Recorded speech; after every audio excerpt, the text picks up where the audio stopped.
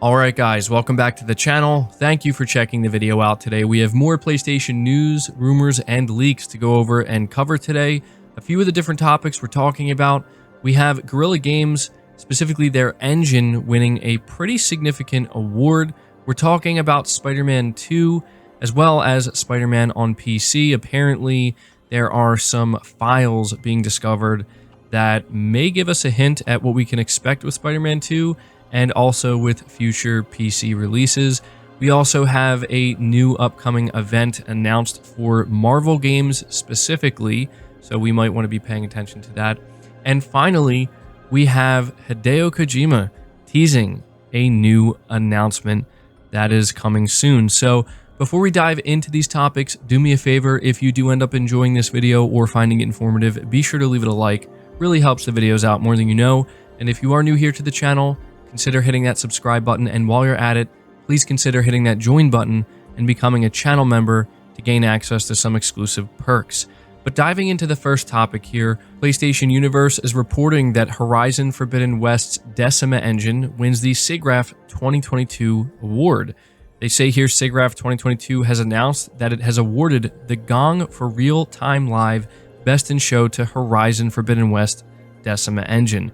Guerrilla Games' flashy piece of tech has been a huge success beyond Horizon, as the developer has been happy to distribute the engine to other studios, including Kojima Productions, which used the Decima engine to power Death Stranding. So this is a relatively prestigious award that Guerrilla Games is winning here. If you go over to their official Twitter account, they say that they are the premier conference and exhibition on computer graphics and interactive techniques.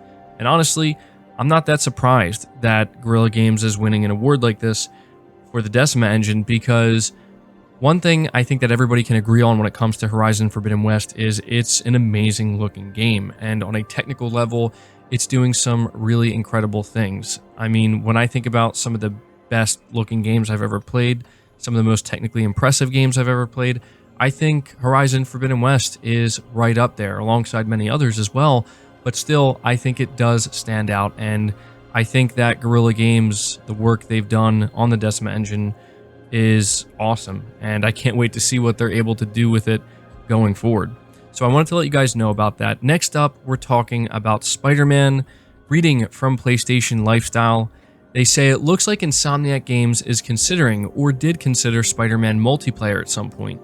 Now that the game's remastered version is in the hands of PC players, expect a lot of data mined information like this one to be found.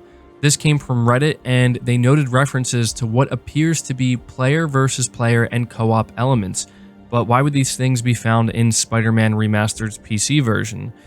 The files were found in Spider-Man Remastered PC version has fans wondering if Insomniac did consider multiplayer features at some point, but ended up scrapping them, leaving the strings in the game's files. This isn't unheard of and is quite possible. Others wonder if Insomniac was toying with PvP and co-op while porting Spider-Man over to PC, which then makes us wonder if Marvel's Spider-Man 2 will have any co-op or PvP features. Looking back at the upcoming game's trailer now, it does seem fitting. We advise against getting your hopes up when it comes to Spider-Man 2, because the only confirmation we have from Insomniac Games is that the game will be a single-player experience. Quote, "We're so thrilled to continue the journey of both Peter Parker and Miles Morales in their most epic single-player adventure yet, coming exclusively to PlayStation 5 consoles in 2023, end quote." This is what the developer announced last year. So, yeah, I mean, at this point, it's looking less likely that this is something we can expect in Spider-Man 2, but I will say it would make sense if Insomniac was trying to keep this a secret and make it like a big surprise reveal building up to the launch of Spider-Man 2. It would make sense for them to word it this way and basically say, yeah, it's a single-player game, and, you know, of course, that's what everybody is anticipating, and I think people really would be very surprised if, you know, the next time we see this game, they're like, oh, and by the way, there's co-op and maybe even some type of PvP. But, you know, still, we have to consider that this is just leftover code, or just something that maybe Insomniac was working on at some point. They wanted it to be part of maybe Spider-Man remastered, but it just wasn't working out the way they had hoped.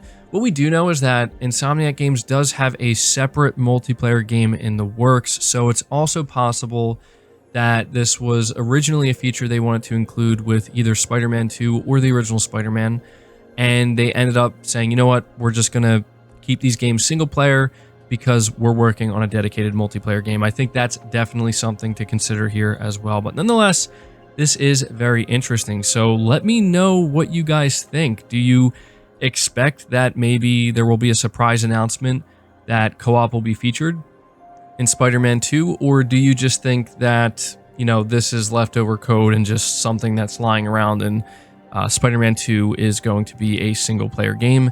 Let me know your thoughts down below. Moving on from that, we have an update on the upcoming Disney D23 event. We did talk about this briefly and how this may be a place where we see more Spider-Man 2, possibly some more Wolverine. Well, we have new information here. Push Square is reporting, and they're saying we're still waiting, hoping for word of Sony's seemingly non-existent annual live stream.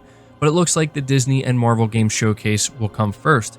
It's scheduled for September 9th. The broadcast promises all new announcements, as well as new reveals from titles including Disney Dreamlight Valley, Marvel's Midnight Suns, LEGO Star Wars The Skywalker Saga, and a sneak peek at the upcoming Marvel game from Skydance New Media. The latter game is from Uncharted's Amy Hennig.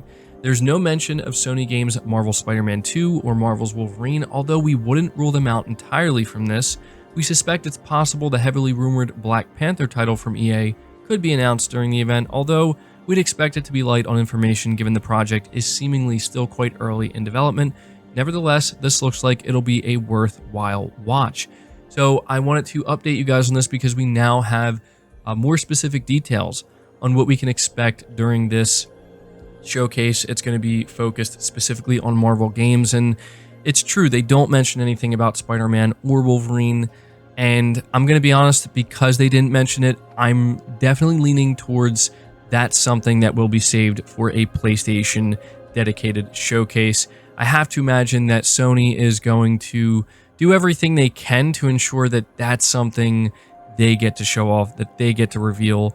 The only way I could see Spider-Man or Wolverine appearing at this event would be if, for some reason, which I'm not expecting this, but if for some reason Sony decided that they're not having a proper showcase this year, then I could see them saying, yeah, well, we're going to have to show them off at this event then. But I'm not anticipating that. Also, I want to say this as well. Disney is looking, or Marvel, I should say, is looking to get as many people tuning into this as possible. If they were to be showing off Spider-Man or Wolverine, I feel like they definitely would have mentioned it. You know, that would have caused a lot of people to tune in. I feel like that's not something you necessarily keep secret. So, yeah, I'm going to say that those games are probably not going to show up here. However, I am definitely excited to see this new Marvel project from Amy Hennig, and we heard about that, and they seem very excited about it. I forget which game it was rumored to be. I feel like there were some rumors floating around claiming that they knew, you know, which hero this would be focused on. But I forget. Maybe you guys know. You can let me know down in the comments. But let me know if you're going to be tuning into this or not. Next up, we have more to talk about when it comes to Spider-Man. Spider-Man Remastered is on track to become Sony's second biggest Steam launch, which to me, this is very surprising. I did not expect to be seeing Spider-Man in second place here. And so this is coming from Benji Sales over on Twitter. I think it was PlayStation Lifestyle that reported on it, but he says, so far it looks like Spider-Man Remastered will be the second biggest launch for PlayStation Studios on Steam/PC. God of War may get to keep the crown. And he puts here the all-time peak concurrent players, with God of War peaking at 73,529, and Spider-Man, when he posted this, peaking at 64,893. So it is worth noting that Spider-Man was a little bit more expensive than God of War. It was being sold, or it is being sold, for $60, to where God of War was being sold for $50. I'm not sure why Sony decided to do that. Both of those games came out in 2018, but you know, that could explain it. But all in all, I had to say, guys, like, I don't really know how to feel about these numbers. Obviously, we don't know what Sony's internal expectations are, and at the end of the day, this is ultimately just going to be extra money for them. But I really would have thought that Spider-Man would have set a new record here for them. I mean, it's Spider-Man. That's not a slight towards God of War. God of War is massive as well, but it's Spider-Man, right? Like, it just has more general appeal, more casual appeal. So I'm surprised. I really am, and I do wonder if Sony is surprised to see these numbers as well. But yeah, let me know what you guys think of that data. I do find it pretty interesting. Next up, we're talking about how players discovered that PSN account linking for PC games has been hinted at in Spider-Man's PC port. Reading from PlayStation Universe, Sony Interactive Entertainment could be looking to introduce PSN integration into its PC PlayStation Studios titles, according to files unearthed in the PC version of Spider-Man. References to PSN integration were unearthed in the game's code, indicating Sony is looking to allow PC players to link their PSN accounts to certain titles in order to unlock in-game bonus content. PSN support for PC games isn't supported right now, but there's references to PSN account linked and PSN linking entitlements in Spider-Man's files. In addition, further digging reveals level cap extras pertaining to PSN linking bonuses, indicating that Insomniac Games was planning on giving bonuses to players for linking their PSN account. So yeah, I just thought that this was worth letting you guys know about. It's becoming clear at this point that Sony is slowly working to find a way to integrate the PlayStation Network to some degree into their games and their PC releases. So I told you guys I'd keep you updated. It's becoming clear that this is something that's going to happen. Moving to the final topic though, which talks about Hideo Kojima teasing an upcoming announcement. Reading from Gaming Vault, it says the source of the speculation is Hideo Kojima himself. The Japanese game designer recently took to Twitter to publish a tweet that seemed to strongly suggest that he's finished, or at least tentatively so, editing a new trailer for something. Kojima routinely edits new trailers for his own games, of course, but with the studio currently having no announced game out there, there's plenty of speculation about what he could have been making the trailer for. It's worth remembering that Gamescom Opening Night Live is coming up later this month, and given the association between Kojima and the show's host and producer, Jeff Keighley, there's a chance that the former has something to show there. Keighley recently also said that there will be some cool surprises at Gamescom Opening Night Live this year, and this would certainly qualify. Now, as we know, Kojima announced his partnership with Xbox not that long ago, and quite a few people are thinking that that's what we're looking at. He's done making his first trailer for this upcoming Xbox game. Now, while that could certainly be the case, I'm not so sure, because when you look at that video announcement for Xbox and Kojima Productions, it made it pretty clear whatever this is very, very early in development.